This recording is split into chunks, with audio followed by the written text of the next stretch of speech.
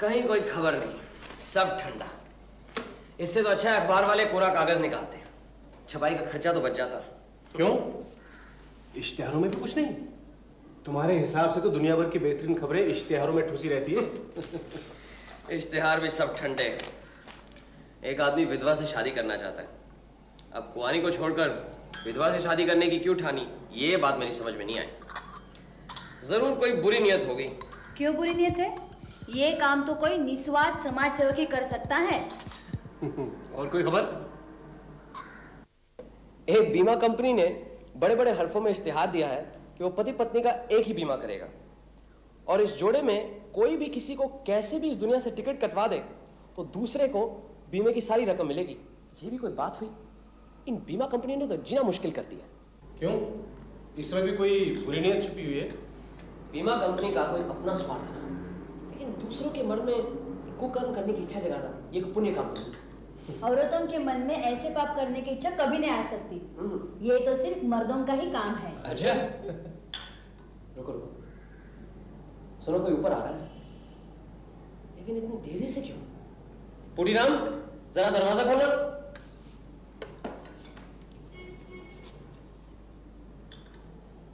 अरे क्या होशियारी दिखा रहा है, खोल। हाबुल है, बैठो बैठो, अपने पड़ोसी का ही लड़का है। हाबुल, क्या बात है हाबुल? मुकेश भैया, रेखा मर गई। बोल, हाबुल चुप हो जाओ, शांत हो जाओ, इधर बैठो, बैठ लिया, बैठो। हाबुल, चलो ऐसे रोते नहीं, बताओ मुझे, बताओ क्या बात है, बताओ। पिताजी 2 दिन में दिल्ली चले गए। घर में मैं, मेरी छोटी बहन रेखा और हमारी सौतेली माँ रहते हैं। मैं आज जब सुबह अपने ऊपर वाले कमरे में पढ़ रहा था, एकाएक नीचे से माँ की चीख पुकार सुनाई दी। मैं दौड़कर नीचे आया। रसोई के दरवाजे पर माँ खड़ी चीख रही थी। मेरी समझ में कुछ नहीं आया। मैं दौड़कर रसोई में गया। वहाँ चूल्हे के पास रेखा बैठी थी, सिर नीचे झुकाए। मैं रेखा को पास जाकर पुकारा, उसे हिलाया, लेकिन हाबुल, हाबुल, हाबुल, मैं क्या करूं ओमकेश भैया, पिताजी घर में है नहीं, इसलिए आपके पास आया हूं। हाबुल चुप हो जाओ, तुम मर्द होना, तुम्हें धीरे से काम लेना चाहिए। रेखा को क्या हुआ था अबुल? बीमार थी? कुछ नहीं। क्या उम्र थी उसकी? यही कुछ 16-17 साल, मुझसे 3 साल छोटी। हाल ही में कोई बीमारी हुई थी, टाइफाइड, बेरी? जी नहीं। तुम जाकर देखो ना। चलो तुम्हारे घर चलते हैं, बिना देखे कुछ समझ में नहीं आएगा। फिर तुम्हारे पिताजी को एक तार भी भेजना है, एक डॉक्टर भी चाहिए। तुम्हारे घर के पास डॉक्टर रुद्र रहते हैं ना? हाँ जी हाँ। आओ अजीत।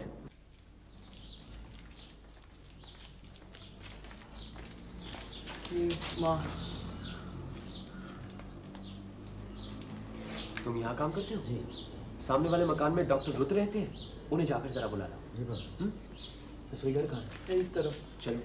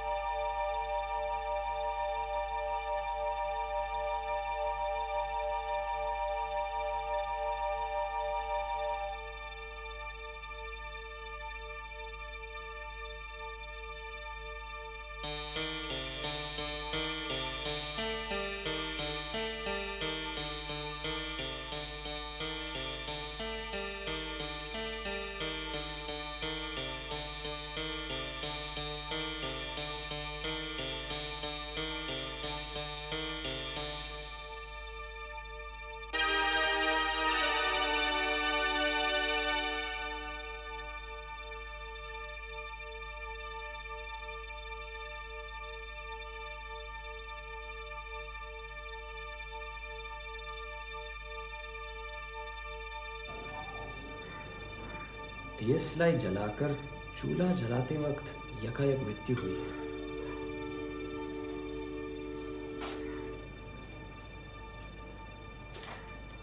मौत के समय रसोई घर में और कोई नहीं था। देखो, लगता है शायद डॉक्टर रुद्र आए। क्यों, क्या लगता है? क्या हुआ? मर गई? आप भी देख लीजिए। ये कौन है? पड़ोसी।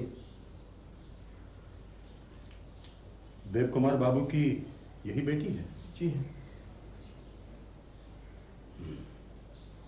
इसका नाम रेखा है? जी। क्या हुआ था इसे? बिल्कुल ठीक थी, यकायक।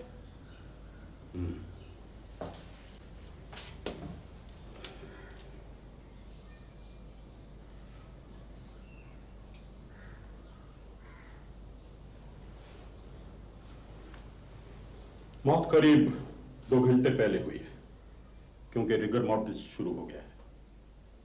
मौत की वजह क्या है, आप बता सकते हैं? बिना ऑटोप्सी के कुछ भी कहना बहुत मुश्किल है। मेरा ख्याल है अब मेरा यहां कोई काम नहीं, मैं चलता हूं।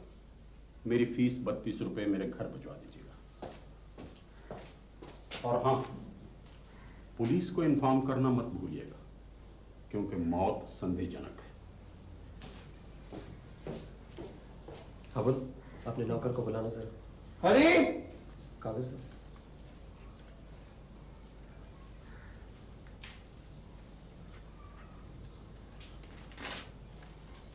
थाने में दरोगा बाबू है, ये उनको दे देना। अच्छा। अबुल, लाश जैसी है वैसे ही पड़ी रहने देना। पुलिस आएगी, क्या करना है वही करेगी। चलो रेखा का कमरा देखते हैं।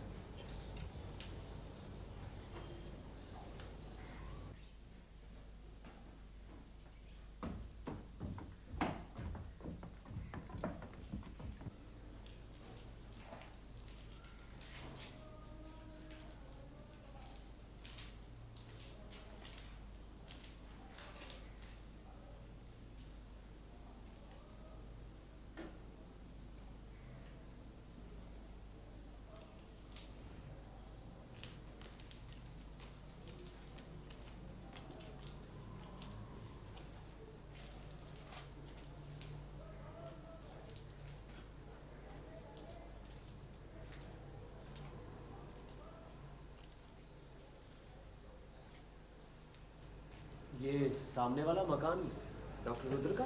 जी।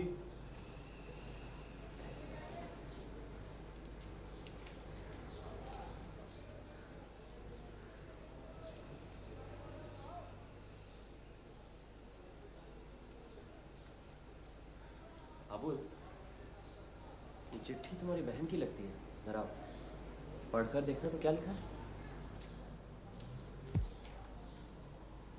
नंतुदा, हमारी शादी की बातचीत टूट गई है। तुम्हारे पिताजी 10,000 दहेज मांग रहे हैं। पिताजी इतना रुपया नहीं दे सकते।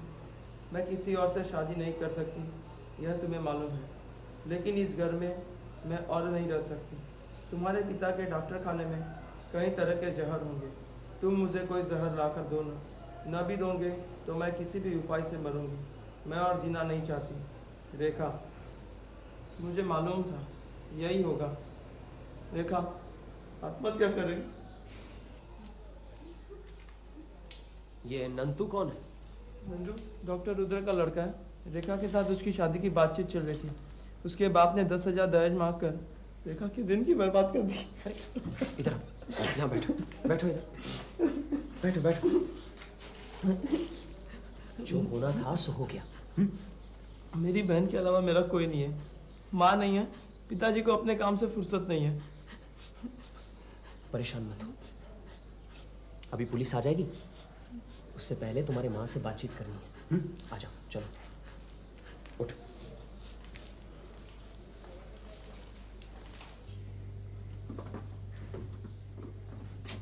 क्या बात हुई, आप कुछ बता सकती हैं? आज नौकरानी नहीं आई, इसलिए मैंने रेखा को चूल्हा लिपकर आग जलाने को कहा। घर के सारे काम मैं ही करती हूँ, कभी किसी से ढेला भर भी काम करने को नहीं कहा। और जब तक शरीर में ताकत है मैं करती भी रहूँगी। लेकिन 100 काम है, अकेली जान करे भी तो कैसे। इसलिए मैंने रेखा को चूल्हा जलाने को भेजकर अपने कमरे की सफाई में लग गई। नीचे रसोई में क्या हो रहा है मैंने कुछ नहीं देखा। नहा धोकर कपड़े बदल पूजा करने के बाद जब मैं रसोई में पहुंची तो देखा रेखा मरी पड़ी है। मैं तो इस घर के किसी 7-5 में नहीं रहती हूँ, लेकिन वो तो मेरे भाग्य ही फूटे हैं कि सारे झमेले मुझे ही झेलने पड़ते हैं। अब ये जो हुआ है मुझे मालूम है सब लोग इसके लिए मुझे ही दोषी ठहराएंगे। वो यहाँ नहीं है, वो यहाँ आकर क्या तूफान खड़ा करेंगे मैं सोच भी नहीं सकती। मैं तो वैसे भी उन्हें फूटी आंखों नहीं भाती हूँ। मेरे मरने के बाद ही उन्हें शांति मिलेगी, मुझे मालूम है। आज सुबह आपकी रेखा से कुछ कड़वी बातें हुई थी? कड़वी बातें कहूँ? ऐसे घर की नहीं हूँ मैं। वो तो मेरे नसीब ही फूटे हैं कि जब से इस घर में आई सौत के लड़के लड़की के साथ गुजर कर रही हूँ। कभी कोई कह के तो देखे कि मैंने जुबान से कभी कोई कड़वी बात कही हो। आज सुबह जब मैंने रेखा को चूल्हा जलाने के लिए भेजा तो उसने रसोई से वापस आकर कहा माचिस नहीं मिल रही है, और सीधे ठाकुर जी के पास जाकर पूजा की माचिस उठा ली। तब मैंने कहा इतनी बड़ी हो गई अक्ल भी नहीं है, बासी कपड़ों में चली आई और सीधे ठाकुर जी को भी छू लिया। अरे माचिस की जरूरत थी तो दुकान से मंगवा लिया होता। बस इतना ही तो कहा था, कसम से कहती हूँ। और अगर ये भी कसूर है तो गलती मानती हूँ। कसूर की कोई बात नहीं है, लेकिन रेखा आपके कमरे में माचिस लेने क्यों गई? क्या माचिस हमेशा आपके कमरे में रहती है? नहीं, रसोई में भी रहती है, लेकिन एक माचिस मैं अपने ठाकुर जी के पास हमेशा ही रखती हूँ। रात को अंधेरे में मुझे नींद नहीं आती है, इसलिए मैं लैम्प जला के सोती हूँ। ये बात सभी लोग जानते हैं, रेखा भी। वो देखिए लैम्प। मतलब उसी वक्त आपने रेखा को आखिरी बार जिंदा देखा था, उसके बाद नहीं? नहीं, और देखूंगी कब? घर की सफाई के बाद तो मैं नहाने चली गई थी। दरोगा क्या है? धन्यवाद। अगर जरूरत हुई तो बाद में पूछताछ करूंगा।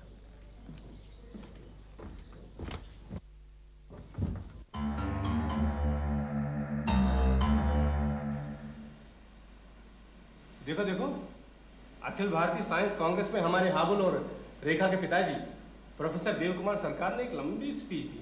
क्या कहते हो? कहा है भारतीय वैज्ञानिकों की विज्ञान से रुचि नहीं है, ये धारणा बिल्कुल गलत है। इसका ज्वलंत उदाहरण है हमारा प्राचीन भारत। विज्ञान का बीज मंत्र भारत में ही हुआ है, लेकिन वर्तमान में हमारी दशा सोचनीय है। फिर भी सारी असुविधाओं के बावजूद हम अपनी छोटी लेबोरेटरीज में जो कुछ चमत्कार कर रहे हैं उसे प्रोत्साहन, आर्थिक सहायता और सहानुभूति चाहिए। फिर हम भी दिखा सकते हैं कि भारतीय वैज्ञानिक विश्व के अन्य वैज्ञानिकों से कहीं भी कम नहीं है। आर्थिक सहायता क्यों, क्या हुआ? ये हाबुल दिखने में तो बुद्धिमान लगता है, लेकिन इसके पिता वैज्ञानिक होकर भिखारियों की तरह ये रोने धोने का भाषण क्यों दे रहे हैं? क्यों, इस भाषण से क्या वो बुद्धिमान नहीं लगते? ऐसी बात नहीं है, लेकिन फिर से शादी करना कोई बुद्धिमानी का परिचय तो नहीं। कब मिले थे तुमसे? 1-2 बार देखा है उन्हें, तार पहुंच गया होगा। आज आ जाना चाहिए उन्हें। तुम्हें क्या लगता है, रेखा ने आत्महत्या की है? तुम्हें क्या लगता है? आत्महत्या ही होगी, चिट्ठी में तो साफ लिखा है। हाँ, लेकिन आत्महत्या हुई कैसे? जहर खाकर, ये भी तो चिट्ठी में लिखा है। अरे इस चिट्ठी में लिखा जरूर है, लेकिन चिट्ठी जहां पहुंचनी थी वहां पहुंची नहीं, लिखने वाले के तकिए के नीचे रह गई। फिर जहर कहां से मिला? चिट्ठी में तो ये भी लिखा था कि जहर न मिलने पर किसी और तरीके से। लेकिन चिट्ठी भेजने से पहले ही दूसरा तरीका अपना लिया, क्या ये मुमकिन है? फिर चूल्हा जलाते जलाते कोई आत्महत्या नहीं करता। रेखा की मौत हुई है अकस्मात, जैसे आसमान से बिजली गिरी हो। देखा नहीं तुमने? बैठी की बैठी रह गई, माचिस की तीली हाथ में ही जलकर राख हो गई। फिर कैसे हुई ऐसी मौत? यही तो समझ में नहीं आ रहा। पोटेशियम साइनाइड को छोड़कर इतनी घातक शक्ति किसी और जहर में नहीं है। हार्ट फेल भी तो हो सकता है। हाँ, यही संभावना जोर पकड़ती जा रही है, लेकिन मन नहीं मानता।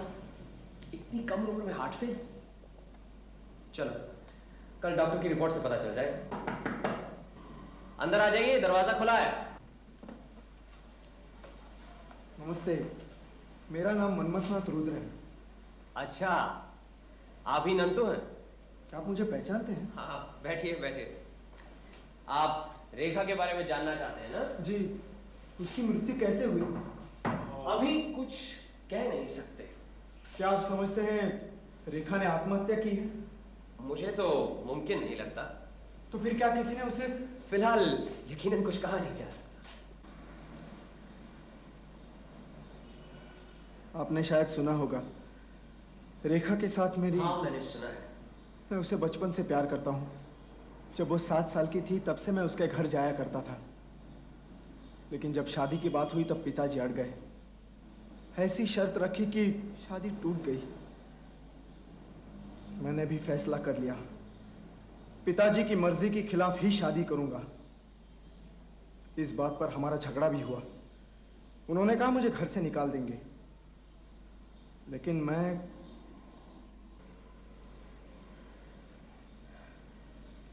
पिताजी से आपका झगड़ा कब हुआ? परसों दोपहर को। पर मैंने साफ कह दिया कि रेखा के अलावा मैं किसी और से शादी नहीं करूंगा। आपके पिताजी इस शादी के खिलाफ क्यों थे? वो चाहते थे मेरी बड़े खानदान में शादी हो, जहां से उन्हें काफी रुपया मिले। लेकिन ऐसा क्यों हुआ बमकेश बाबू? रेखा को मारकर किसी को क्या फायदा?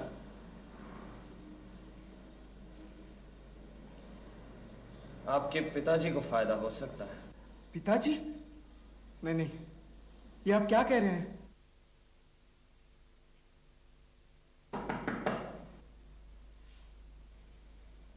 कौन है?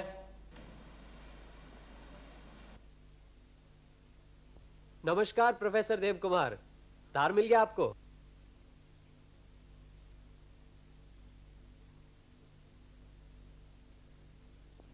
यह बदमाश यहां क्या कर रहा था? मुझसे मिलने आया था। लड़की की जान लेकर भी इसका पेट नहीं भरा? यह और इसका बाप दोनों नरपिशाच हैं। रुपए के लिए घटिया से घटिया काम करने से भी नहीं चुकेंगे। आप बैठिए बैठिए बैठिए।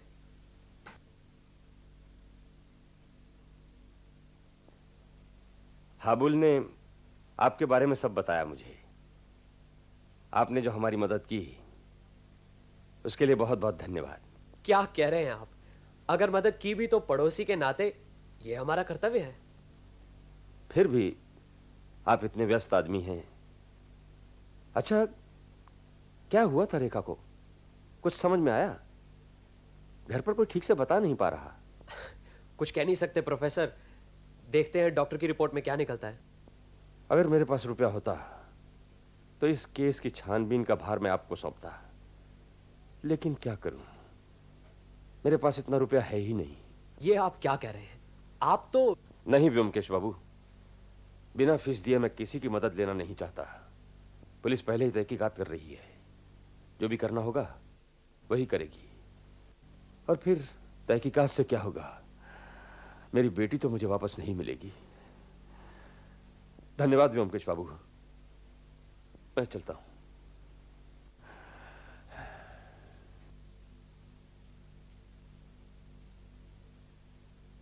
अच्छा,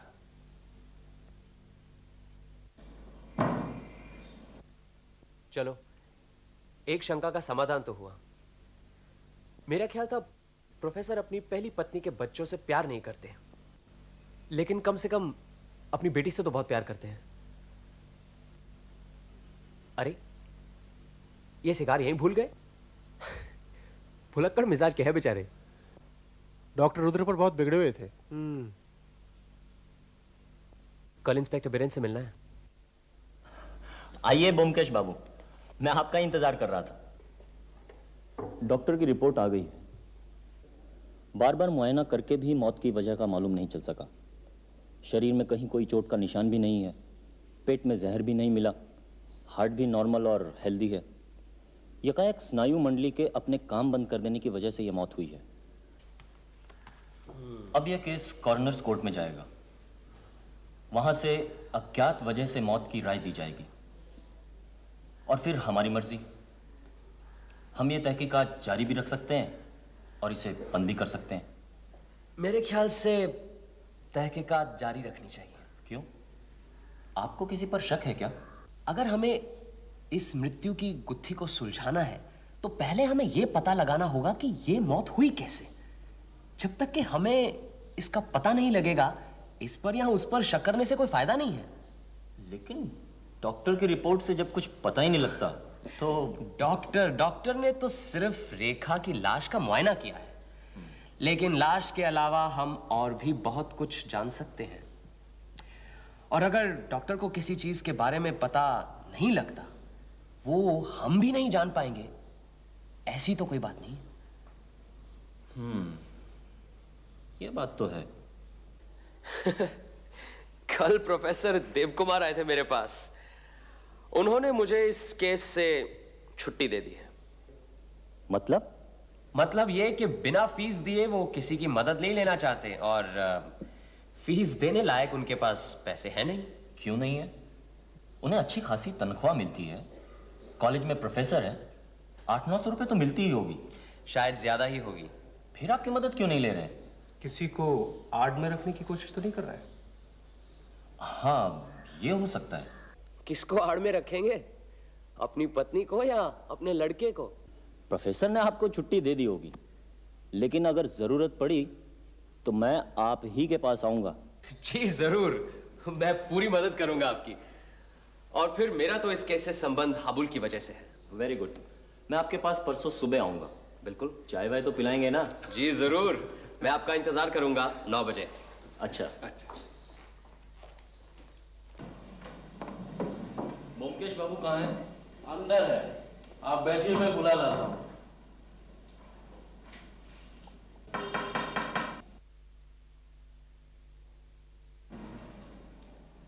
कौन? खोलो मुदीराम, मैं राहुल हूँ।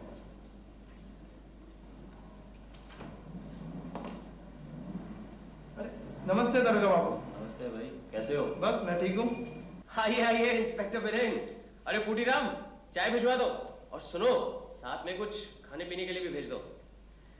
हाँ बोल, घर पे सब ठीक ठाक तो है ना? सब ठीक है। पिताजी आज पटना जा रहे हैं। अच्छा। वहाँ यूनिवर्सिटी में लेक्चर देना है। अरे रुको तो सही, बैठो ना। नहीं ब्योमकेश बाबू, मैं तो बस यही बताने आया था। पिताजी से कुछ कहना है? नहीं कुछ नहीं, जाने दो उन्हें। काम में लगे रहेंगे तो जरा जी बहल जाएगा। उन पर क्या गुजर रही है मैं समझ सकता हूँ। चाय तो पीते जाओ। बस, नमस्ते। अच्छा भाई। और बताइए इंस्पेक्टर, डॉक्टर रुद्र से मिले? हाँ मिला। पूरा माया का लोभी और निष्ठुर डॉक्टर है। सुना है पैसों की वजह से उसके 2-3 मरीज बिना इलाज के ही मर गए। रेखा के साथ उसके लड़के की शादी की बात थी। शादी तोड़ने के इरादे से उसने 10,000 रुपये मांगे। उसे मालूम था कि प्रोफेसर इतनी बड़ी रकम तो जुटा नहीं पाएगा, और शादी टूट गई। रेखा की मौत के बाद वो लड़का अपने बाप से लड़कर घर छोड़कर चला गया। वो अब भी यही समझता है कि रेखा की मौत की वजह उसका बाप ही है। लेकिन मेरे ख्याल से इस मामले में डॉक्टर रुद्र पर कोई आरोप नहीं लगाया जा सकता। शायद आपका कहना ठीक ही है। लीजिए, चाय आ गई। अरे अजीत, तुम सरकारी डॉक्टर से मिले थे ना? जरा इंस्पेक्टर बिरेन को बताना क्या कहते हैं वो। डॉक्टर अपनी रिपोर्ट के बाहर कुछ नहीं कहना चाहते, लेकिन उन्होंने एक बात कही। उनका कहना है कि किसी भी अनजाने जहर का धुआं नाक के अंदर जाने से मृत्यु हो सकती है, जिसका पता पोस्टमार्टम की रिपोर्ट से नहीं चलता। ये भी डॉक्टर की एक थ्योरी है। उनका कहना है कि वो गलत भी हो सकते हैं। प्रोफेसर देवकुमार से मिले? आज जा रहे हैं? हाँ मिला। उनकी आर्थिक हालत वाकई अच्छी नहीं है। लगता है दुनियादारी के मामले में बिल्कुल नावाकिफ हैं। अब लड़की की शादी के लिए 7-8 हज़ार रुपये खर्च करना भी उनके लिए एक बहुत बड़ी समस्या बन गई थी। कॉलेज के प्रोविडेंट फंड से उन्होंने उधार की अर्जी भी दी थी। खैर वो शादी ही टूट गई। कॉलेज से उन्हें काट कूट कर कुल 880 रुपये मिलते हैं। लेकिन सुनकर ये ताज्जुब होगा कि उस 880 रुपये में से एक मोटा हिस्सा बीमा कंपनी को भेज जाता है। 50,000 का बीमा करवाया है। 50,000 का बीमा? कब किया? 1 साल से ऊपर हो गया। जॉइंट पॉलिसी है, अपनी और अपनी पत्नी के नाम। दूसरी पत्नी है, अगर वो गुजर जाए तो उनकी विधवा पत्नी को कोई तकलीफ ना हो, शायद इसीलिए। क्या सोच रहे हैं? आप उनकी पत्नी से मिले? बस यही बाकी है। इस हाबुल के बारे में पता करवाया। बड़ा अजीब सा लड़का है, कॉलेज नहीं जाता, बस यूं ही घूमता फिरता रहता है, और अभी मुझे यहाँ से देखकर भाग गया। आप हाबुल की तरफ से बेफिक्र रहिए, यहाँ से तो सीधा थाने ही जाएंगे ना। ठीक है, मैं जरूरत पड़ी तो वहां आ जाऊंगा, नहीं तो टेलीफोन कर दूंगा। मुझे जरा बाहर जाना है।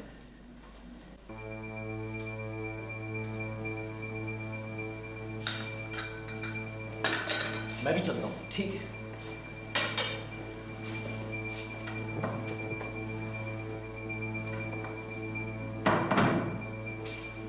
तुम्हें हो क्या गया? इंस्पेक्टर को न्योता हम नहीं दिया था। चलो जल्दी, हाबुल के घर जाना है। प्रोफेसर देव कुमार को पटना जाने से रोकना है। क्यों?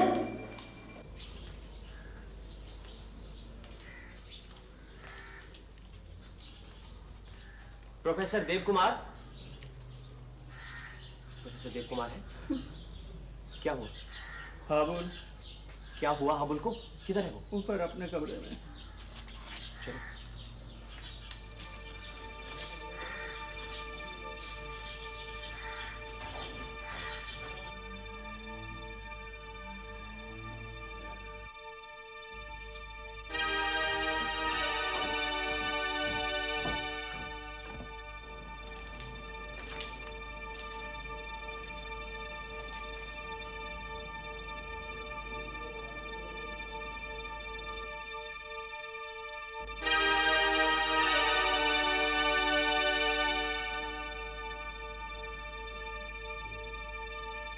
बिल्कुल इसी तरह रेखा की मौत हुई थी।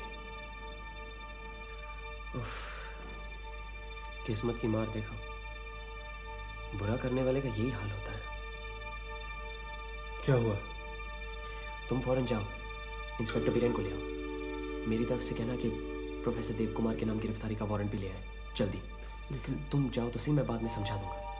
साथ में ये भी कहना कि हाबुल अपनी बहन रेखा की तरह मर गया। जाओ जल्दी जाओ।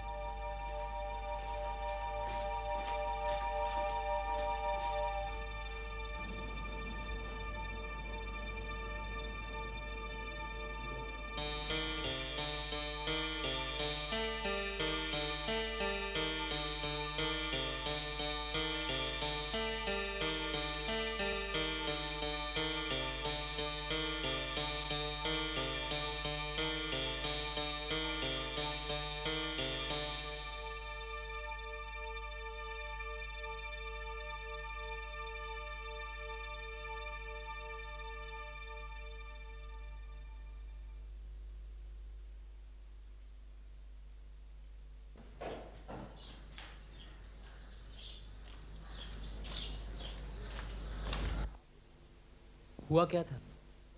हाबुल छुप छुप के सिगरेट पिया करता था। कई बार खरीद कर मैंने हिला के दिया।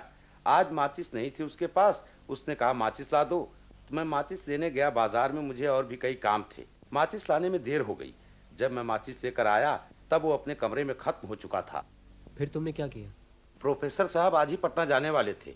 उनको बताया, वो फौरन ऊपर गए और वहां उनको देखकर रोने लगे। वो माचिस कहाँ है जिससे हाबुल ने सिगरेट जलाई थी? वो तो साहब ने उसके हाथ से ले ली थी। अच्छा, उस वक्त माँ जी कहाँ थी? रसोई घर में। प्रोफेसर देव कुमार कहाँ है? अपने कमरे में।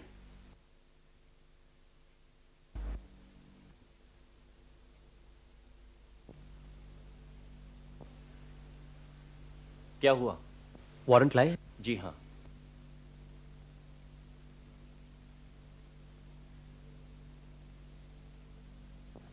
बुरा जो देखन मैं चला, मुझसे बुरा न कोई।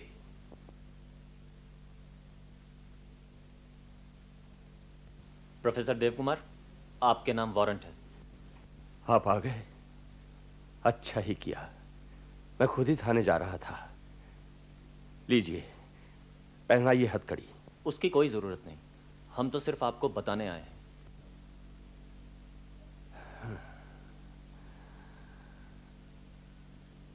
डेस्टिनी, तकदीर। नहीं तो हाबुल भी क्यों उसी माचिस की डिबिया से तीली निकाल ले गया? क्या सोचा था, क्या हो गया? सोचा था रेखा की धूमधाम से शादी करूंगा, हाबुल को विदेश पढ़ने भेजूंगा, अपने लिए अप टू डेट लेबोरेटरी बनाऊंगा। देव कुमार बाबू, मुझे आपकी माचिस चाहिए। डरिएगा नहीं, मैं आत्महत्या नहीं करूंगा। अपने लड़के को मारा, लड़की को मारा, अब मैं खूनी आसामी की तरह फांसी के तख्ते पर लटकना चाहता हूं। माचिस की डिबिया मुझे दीजिए। इसमें केवल 5 तीलियां हैं, लेकिन सावधान, एक एक तीली मृत्युवान जैसी है, जलते ही फौरन मौत, जैसे मेरे दोनों बच्चों की हो गई।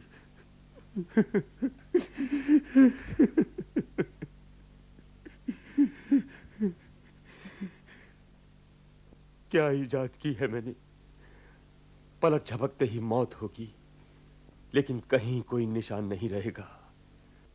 आधुनिक युद्ध नीति में एक भयंकर तब्दीली होगी। यह विष नहीं है, एक महामारी है, लेकिन बुरा जो देखन मैं चला। प्रोफेसर देवकुमार, मेरे ख्याल से अब चलना चाहिए। हाँ। आप अपनी पत्नी से नहीं मिलेंगे? पत्नी?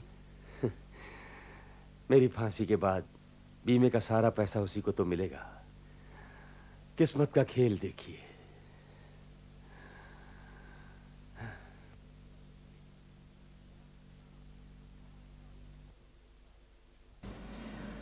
अंग्रेजी में एक फिक्रा है, vengeance coming home to roost.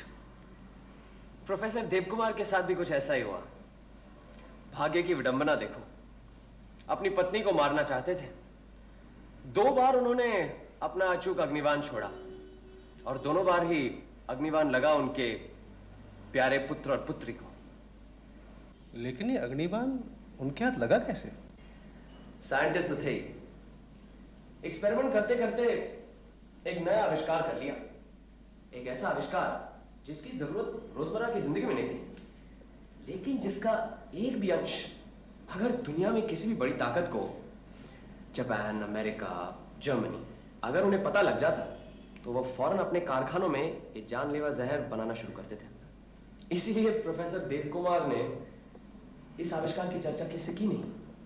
वे चाहते थे कि खुद इस पर और एक्सपेरिमेंट हो, और इस तरह के एक्सपेरिमेंट गोपनीय ढंग से करने के लिए अपनी खुद की एक लेबोरेटरी होनी चाहिए ना। लेकिन इसके लिए रुपया भी तो चाहिए। जो लोग मानसिक मेहनत करते हैं उन्हें सांसारिक जीवन में शांति चाहिए, लेकिन छुआछूत, पूजा पाठ मानने वाली और हमेशा कचकच करने वाली दूसरी पत्नी ने प्रोफेसर देवकुमार का जीना मुश्किल कर दिया था। अमूमन कोई अपनी स्त्री की हत्या करने की बात नहीं सोचता, लेकिन अगर कोई ऐसा सोचता है तो हमें समझ लेना चाहिए कि बात बर्दाश्त से बाहर पहुंच गई है। अब इस घातक जहर का आविष्कार प्रोफेसर देवकुमार ने किया, और मेरा ख्याल है कि तभी उन्होंने ऐसा सोचा होगा कि अपनी स्त्री को रास्ते से हटा देना चाहिए। इन्हीं दिनों अखबारों में पति पत्नी का इकट्ठा बीमा करने की योजना के बारे में उन्होंने पढ़ा। एक के मर जाने से दूसरे को सारा रुपया मिल जाएगा। यही मौका था, इस तरह का बीमा करके अपनी पत्नी का खात्मा कर सके तो एक बार से 2 फायदे हो सकेंगे। प्रोफेसर देवकुमार ने पूरे 50,000 का बीमा कराया। कोई जल्दबाजी नहीं की जिससे कि बीमा कंपनी को शक हो। फिर 1 साल इंतजार किया। अपनी पत्नी पर जहर आजमाने के लिए एक नायाब तरीका निकाला। एक वैज्ञानिक मस्तिष्क इस तरह सोच सकता है। उन्हें मालूम था कि जहर में आग लगने से जो धुआं निकलता है उसका छोटे से छोटा अंश भी अगर नाक में जाए तो कोई बच नहीं सकता। इसीलिए उन्होंने माचिस की तीली के मुंह पर जहर लगा दिया। अब कोई भी ये तीली जलाएगा वहीं खत्म हो जाएगा। तभी दिल्ली में विज्ञान कांग्रेस का अधिवेशन शुरू हुआ था। उन्होंने सोचा यही मौका है। उन्हें पता था कि उनकी पत्नी रोज सवेरे पूजा के लिए माचिस से दिया जलाती है, अब ये माचिस पूजा घर में ही रहती है और इस माचिस का और कोई इस्तेमाल तो होता नहीं। सो उन्होंने इस माचिस की डिबिया में एक जहरीली तीली डाल दी और वो दिल्ली चले गए। अब 4-5 दिनों में कभी ना कभी घातक तीली का इस्तेमाल तो करेगी ना उनकी पत्नी। तब प्रोफेसर देव कुमार दिल्ली में होंगे और उन पर कोई शक भी नहीं करेगा। सब ठीक ही था, लेकिन किस्मत में कुछ और ही लिखा था। अपनी पत्नी की जगह उनकी अपनी बेटी चूल्हा जलाकर मारी गई। प्रोफेसर देव कुमार दिल्ली से वापस आए। अब लड़की की अचानक मौत से अपनी पत्नी पर उनका गुस्सा दुगना हो गया। उन्होंने ठान ली कि अगर लड़की गुजरी गई है तो उनकी पत्नी को जिंदा रहने का कोई हक नहीं। फिर उन्होंने पटना जाने का प्रोग्राम बनाया। इस बार उन्होंने सारी की सारी जहरीली तीलियां उसी माचिस की डिबिया में डाल दी, लेकिन वो पटना नहीं जा सके। हाबुल को सिगरेट पीने का शौक था। वो अक्सर अपने कमरे में बैठा चोरी छुपे सिगरेट पिया करता था। इस बार घर में माचिस नहीं थी। उसने नौकर से कहा बाजार से ले आ। नौकर को आने में देर हो गई और उसने बगल में अपनी मां के कमरे से वही माचिस से दियसलाई जलाई। हाँ, अच्छा ये बताओ, प्रोफेसर देवकुमार ही अपराधी हैं, ये तुम्हें कब पता चला? जब मैंने सुना कि उन्होंने 50,000 का जॉइंट बीमा कराया है। उससे पहले रेखा के पोस्टमार्टम से पता चल चुका था कि मौत जहर से नहीं हुई है। तब इस नतीजे पर पहुंचा कि मौत जैसे भी हुई हो उसे आज के वैज्ञानिक नहीं जानते। अब हमारे सामने 2 वैज्ञानिक थे, एक डॉक्टर रुद्र और प्रोफेसर देव कुमार। हो सकता है इनमें से किसी को भी वो अज्ञात जरिया मालूम हो। ऐसी सूरत में ज्यादा शक डॉक्टर रुद्र पर ही पड़ता था। भाई डॉक्टर हैं, जहर से उनका वास्ता पड़ता है। और प्रोफेसर देव कुमार अगर आविष्कार करता होते तो अपनी लड़की पर यह जहर क्यों आजमाते? हालांकि डॉक्टर रुद्र घटिया किस्म के इंसान हैं, लेकिन पड़ोस की लड़की जो सिर्फ उनके लड़के से प्यार करती है, इसी बात पर खून क्यों करेंगे? यह बात कुछ हजम नहीं हो रही थी। हाँ, ये बात तो है। अजीत, तुम तो लेखक हो। तुम्हें प्रोफेसर देव कुमार के इस केस में एक दर्दनाक व्यंग नहीं नजर आ रहा? इंसान ने जब पहली बार दूसरे की हत्या करने के लिए हथियार बनाया, उसी दिन से उसने अपनी मौत की खाई खोद ली। आज दुनिया में जो चोरी छुपे हिंसक और प्राणघातक जहर बनाए जा रहे हैं, यही जहर किसी दिन सारी मानवता को ध्वंस कर देगा। ऐसा नहीं लगता?